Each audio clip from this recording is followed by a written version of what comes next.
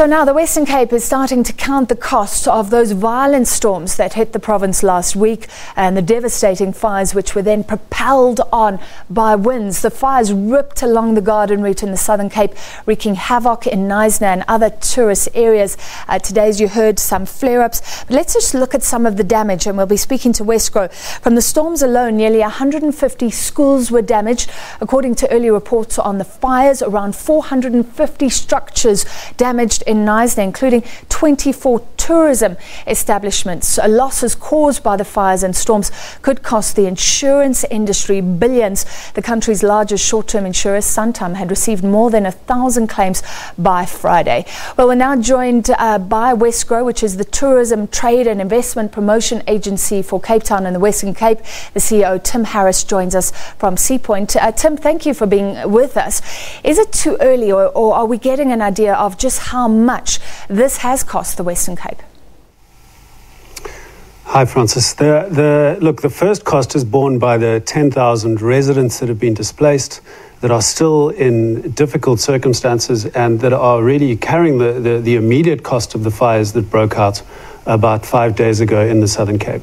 So really, the first thing is just to send our condolences to those people, particularly those that have lost a considerable number of assets in the fire. And secondly, to really thank the incredible outpouring of volunteerism and support from local communities and from right across the country, people who've chipped in financially, who've gone there. There's still more than 1,000 firefighters fighting about 100 kilometers of fire line in the Southern Cape. And I think most South Africans have been blown away by the level of generosity and assistance provided from everyone from corporates to South African tourism, the tourism association bodies like SABC and FDASA. And I think we're now getting to the stage where we can take toll of the impact on the Knysna economy, on the Southern Cape economy, and on that incredible tourism asset of the Garden Route and the Klein Karoo, because of course this is one of the tourism jewels for the Western Cape and for South Africa. And the impact on tourism businesses, you mentioned the number 24 over the weekend. We now believe that's gone up to about 30 tourism establishments damaged. There's definitely going to be an effect on the tourism industry, but at the same time, that industry remains the best hope for Knysna and the surrounding region getting back on its feet, bringing in visitors, bringing in revenue, and rebuilding the area to restore citizens into their homes and bring jobs back into the region, and restore the status of the Garden Route as one of the leading tourism attractions on the continent. So, Tim, tell us how you do that. I've heard some of the names of these tourist establishments that were burnt to the ground, like the Big Tree House, the Cliff Lodge, another one that's in Plate. It must be devastating. You can't earn while you're restoring or rebuilding. And you said you would like to ensure that tourists continue to come, but I guess it will be seen as a sort of a devastation zone for a while. How do you keep those tourism numbers up? Well, firstly, the region sits at the end, from a Western Cape perspective, of the Garden Route, which is one of the top tourism routes on the continent, probably globally, actually. So the good news is, while Cape Town attracts millions of tourists a year, we're able to spread the benefits of that tourism, because more and more tourists are going on the routes out of Cape Town, like the Garden Route, along that beautiful coastline, ending up in places like Knysna or Plettenberg Bay, or driving through into the Eastern Cape from there. The good news is, one of the attractions along that route is the incredible natural scenery, the natural forests, particularly around Knysna. And we found out from the South African national parks that their areas of responsibility around Knysna have not been badly affected. So we still have that pristine natural forest there. That's a huge draw card for tourists.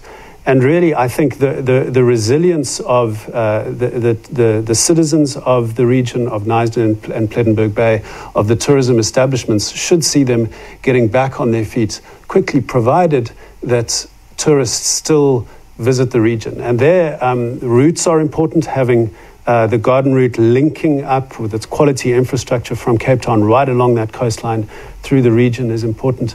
And the other important aspect is events that are happening in the region. We've got the Knysna Oyster Festival happening next month. We understand that festival is proceeding, and Wesco has decided to financially support the festival this year to help make sure that they continue to attract the thousands of tourists that they do every year, and also give them a marketing boost to help bring more and more tourists into that incredible festival, to help bring some tourism spending into the region. So would you say, Tim, sorry, what we do ordinarily every year, we support about 40 events right across the Western Cape and 11 in the garden routes in Klein Karoo. But this year we're adding the Knysna Festival as a small response to try and keep that festival strong and keep the attendance numbers up, which is a good way of bringing in that revenue and keeping jobs being created in the region. It sounds like a good initiative. I was going to ask, would you say to South Africans, please still go? Absolutely. It's still part of one of the most beautiful coastlines in the world. We've had significant damage in many tourist establishments, but the infrastructure remains strong. It remains a beautiful and incredibly functional and really entertaining part of the world to visit. So we Wesco would urge all tourists not to review any trips to the region. There's plenty of things to do, plenty of tourist opportunities around Knysna and Plet, and you should know that when you go and visit and when you spend your money there, you'll be contributing to getting that economy back on its feet as quickly as possible. Tim, something you said earlier, and it really sounds like businesses have contributed huge amounts, tourist establishments like hotels opening up for firefighters and things like that. Do you think the Western Cape right now has all the aid it needs? Has the response been significant enough?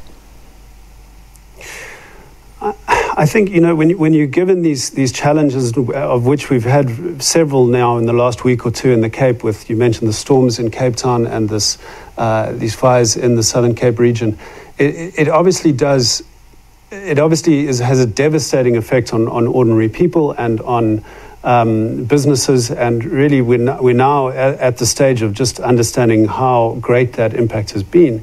But it also brings out this spirits of generosity, the spirits of resilience and of togetherness. I think actually many people have been incredibly surprised by the outpouring of generosity from corporate South Africans, from the tourism industry, from people from right across the country who've gone in there, contributed financially, but also physically to help out those thousands of displaced people.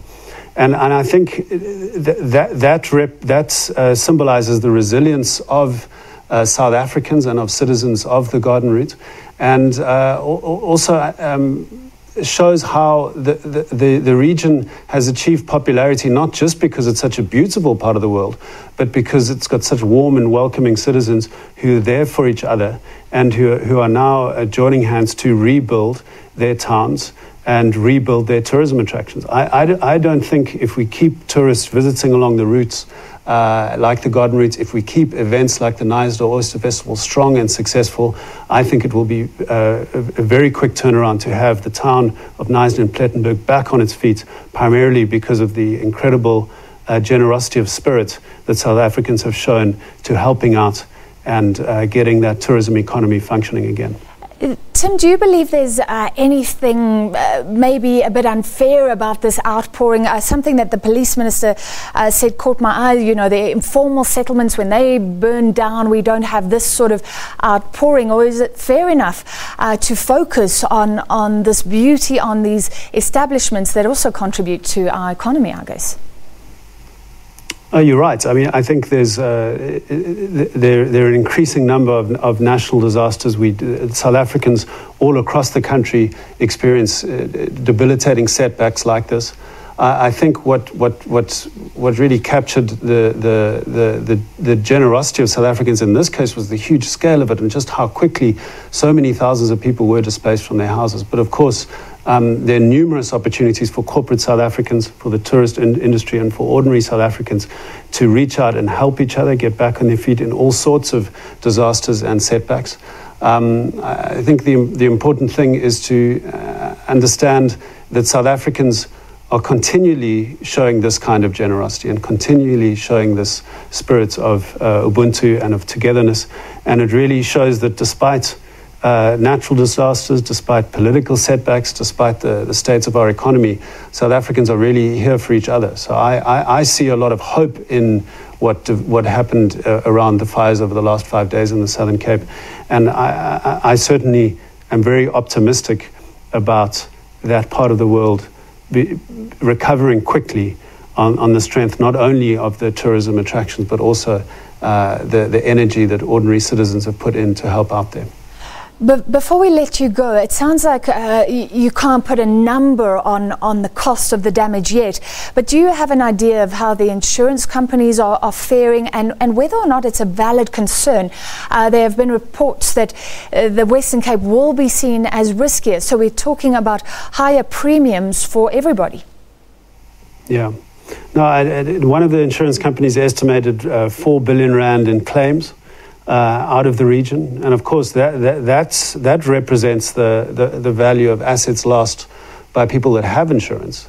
You mentioned earlier where informal settlements have been affected, where people who perhaps don't have insurance have lost everything. There's a huge personal cost and economic cost that they bear that no insurance company is going to bail out, and that's where ordinary citizens of Knysna and Plettenberg really depend on that generosity that we were speaking about to get themselves back on their feet.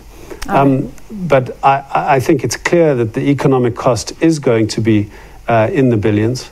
The good news is the tourism economy in particular in the Southern Cape and on the Garden Route is a huge earner. And if we can keep up confidence in the region, if we can keep tourists visiting, it won't be hard for that industry to bring in those billions and to create those jobs again and to keep the economy of the region functioning. And of course, it's not just tourism down there. Westgrow is the tourism promotion agency for Cape Town and the Western Cape, but we also do export promotion, we do investment promotion.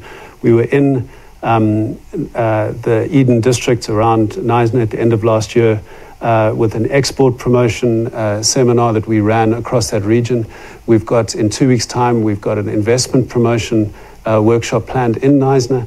So tourism is the heart of those economies, but increasingly with in-migration into the Cape, there are non-tourism businesses that are exporting out of the region. There are investors spending billions in non-tourist related activities in agriculture around the region. And it's going to take diversified confidence in the Southern Cape economy beyond tourism to really get the region going again as quickly as possible. All right, thank you so much for your time this evening. That was live from Cape Town, Tim Harris, the CEO of Westgrow.